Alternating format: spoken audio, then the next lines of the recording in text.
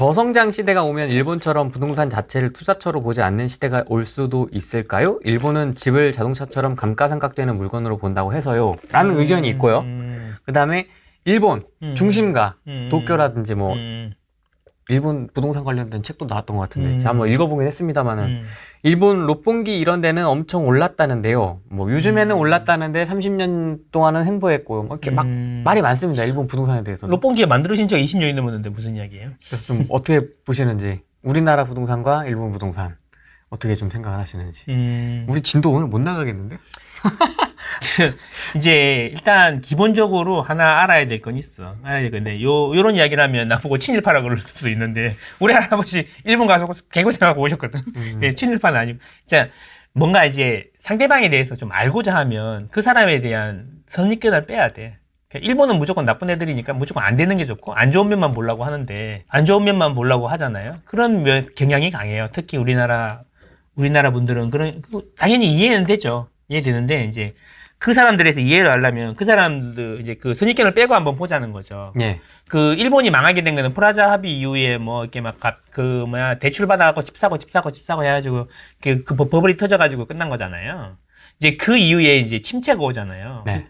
침체를 살리기 위해서 일본 애들은 어떻게 했을까요? 경기가 다운됐잖아요. 살려야 될 거 아니에요. 어떻게 해야 할까요? 어떻게 해야 될까요? 그때 생각한 게 케인즈를 생각한 거죠. 미국이 그랬던 것처럼 미국이 대공황을 해결했던 것처럼 뉴딜 댐을 만들고 해야 되는데 일본 애들은 삽질을 한 거죠. 아, 삽질이 최고다. 세상에 이렇게 좋은 게 어디냐. 그래서 주택 공급을 엄청 열심히 합니다. 꾸준히 집을 짓습니다. 그래서 일본의 주택 공급량을 보면은 그 경제 그 침체기 동안에 주택 공급이 엄청 많았어요. 공급이 많으니까 가격이 안 오르죠. 빈집이 많은데도 집을 자꾸 짓는 거죠. 그러니까 빈집이 더 많은 거지. 공급이 지나치게 많았군요. 그리고 이제 일본의 일본은 제가 듣기로는 집이 빈집이면 쓰러져 가면 그걸 헐어버리면 땅만 남잖아요. 땅만 남으면 세금이 더 많은 걸로 알고 있어요. 그래서 헐지 않고 그대로 둔대요. 왜 집을 자꾸 져라? 경제를 살려야 되니까 빈 땅 놔두지 마라 이런 거죠. 그래서 빈집이 많은 거래요. 우리는 헐잖아요 이렇게. 그렇죠. 우리는 집이 있으면 세금 많이 나오는데 땅만 갖고 있으면 세금 조금 나오잖아요. 그래서 우리는 헐죠. 반대예요 반대. 우리랑 똑같이 생각하면 안 돼. 그래서 선입견을 버리고 우리처럼 생각하면 안 된다니까. 그래서 공급이 계속 많았습니다. 그래서 일본이 부동산이 계속 안 좋았죠. 근데 롯본기 일스 이런 거는 도심 재생은 되게 열심히 했어요. 왜냐? 거기서 우리는 힌트를 얻을 수 있는 거죠. 도심의 한가운데는 계속 재생을 했다는 거죠. 필요하니까. 외곽은 계속 죽어가고 뭐 다마신 도시 생기지만 그 사람들이 결국에는 어떻게? 그 외곽에는 다 쓰러져 가지만 가운데는 사람들이 몰리니까 젊은 사람들 몰리고 하니까 가운데는 계속 개발이 되는 거죠. 돈이 되는 데는 개발을 하는 겁니다. 그럼 일본처럼 될 거라고 그럼 우리는 어디로 가야 됩니까? 사람이 몰리는 곳. 그렇죠. 밀턴 프리드먼이 이런 이야기를 했죠. 인플레는 화폐적인 현상이다. 인플레가 뭐야? 가격이 올라가는 거잖아요. 그러면 물건이 많아요? 돈이 많아요. 그럼 가격이 올라가는 거죠. 이거 아니에요? 그래서 돈을 많이 찍으면 인플레가 생기는데 자본주의는 돈을 찍을 수밖에 없다. 그래서 침체가 돼서 일본의 통화량은 줄었냐 이거죠. 그렇잖아요. 그럼 어때? 앞으로 어려워도 돈을 계속 찍을 거라는 거지. 그럼 그 돈은 어디 가 있냐 이거죠. 확실한 거에 할 거예요 이제. 확실한 거에. 그죠? 확실한 거. 그죠? 양극화 더 심해지겠지. 부동산 가격이 내릴 수가 없대. 돈을 자꾸 찍는데 어떻게 가격이 내리나. 물건하고 돈하고 돈이 많으면 인플레가 오는 건데. 근데 자본주의는 더 많은 것을 얻으려고 하니까 계속 돈을 찍어서 사람들의 욕심을 자극하는 구조이기 때문에 돈을 계속 찍을 수밖에 없고 그럼 부동산은 오를 수밖에 없는 거죠. 대신에 양극화가 심해지겠죠. 모두가 다 좋아하는 부동산이 아니라 우리가 진짜 사람이 수요가 적으니까 한정된 수요가 몰리는 곳이 특히 비싸겠죠. 그래서 계속 갈아타게 해라. 가운데로 가라. 이런 기회가 없다. 이런 이야기 하는 겁니다. 네. 선입견을 버리고 보시는 게 좋습니다. 분석할 때는 냉정한 머리가 필요합니다. 가계부채 얘기도 그 하락 스탠스나 좀 증권 쪽이신 분들은 부채 얘기도 좀 많이 하시거든요. 뭐 빚내고 GDP 대비 가계부채가 103%이고 전세가 포함하면 165%라는데요. 다른 나라 버블 터진 사례와 비교해봐도 우리나라 빚은 역대급이라 IMF에서도 유일하게 우리나라를 부정적으로 보더라고요. 그쵸. 틀린 말은 아닌 듯 보이네요. 그럴 수 있어요. 빚이 많은 게 중요한 게 아니라 연체율이 중요한 거 아닌가요? 연체율. 그 빚의 절대적인 양이 중요한 게 아니라 그 빚을 갚을 능력이 있는지 없는지가 중요한 거 아니에요? 돈 잘 버는 사람들이 10억 빚 있는 거랑 소득이 아무것도 없는데 1억 빚 있는 거랑 어떤 게 더 위험한 거예요? 저도 없는데 비리네. 그렇죠. GDP 대비 부동산 자산 규모는 어느 정도 될까, 우리나라는? 다른 나라보다 적을까 말까? 10억짜리가 있는데 내가 5억을 빌렸어.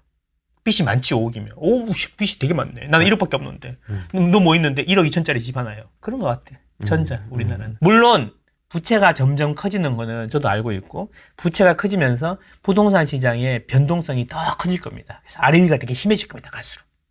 그래서 이제 더 잘해야 됩니다.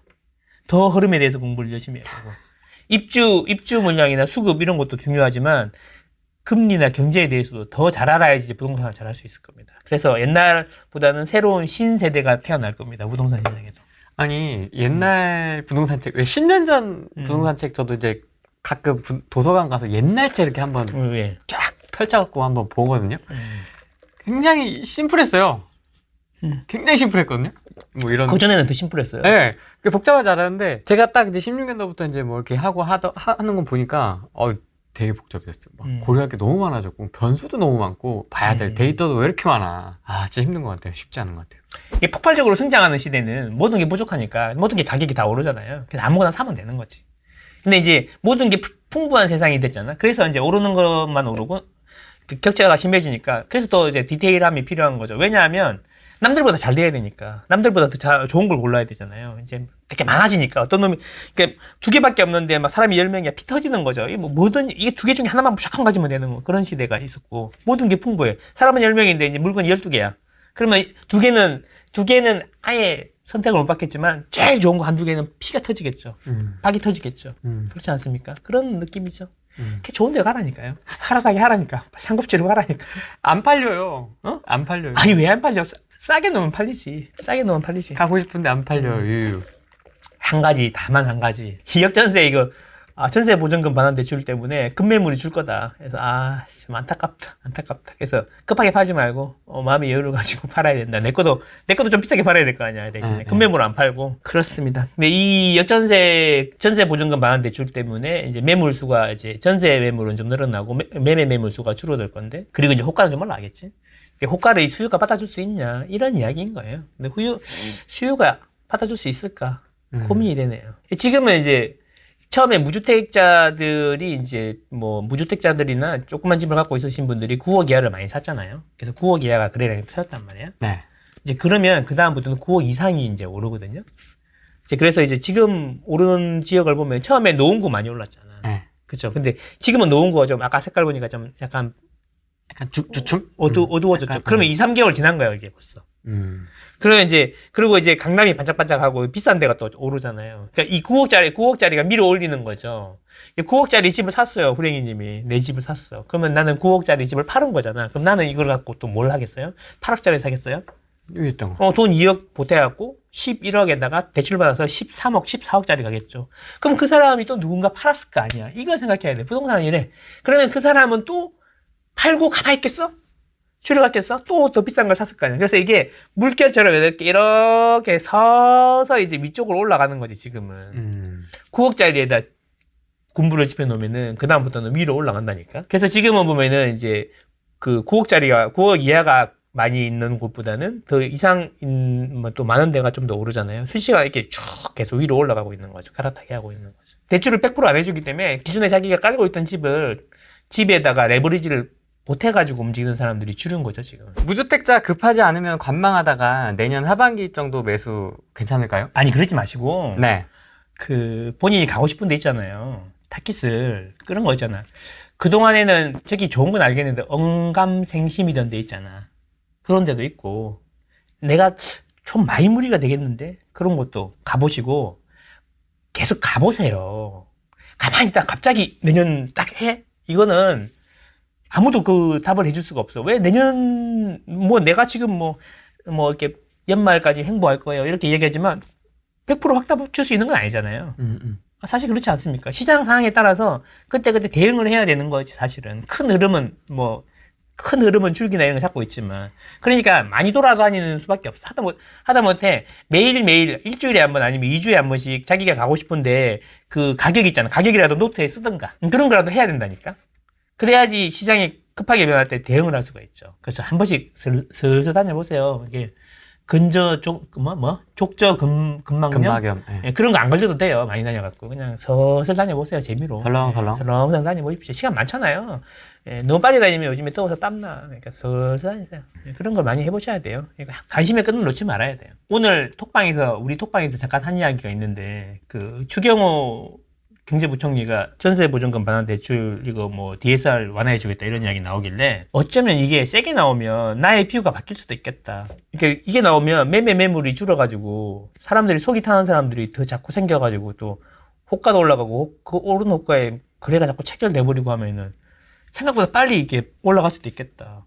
그런 생각이 드는 거죠. 그러니까 이제 저도 계속 바꾸잖아요. 그죠? 바꾸잖아요. 근데 저는 한 방송에 나와가지고 집 떨어진다 그래놓고 이제 뭐 집 떨어진다 막 얘기하다 갑자기 후반부에 뭐 여기 사야 된다 이런 이야기는 안 하잖아요. 그래도 요즘에 많이 그런 분들 많던데. 오늘은 여기까지 하겠습니다. 감사합니다. 고맙습니다.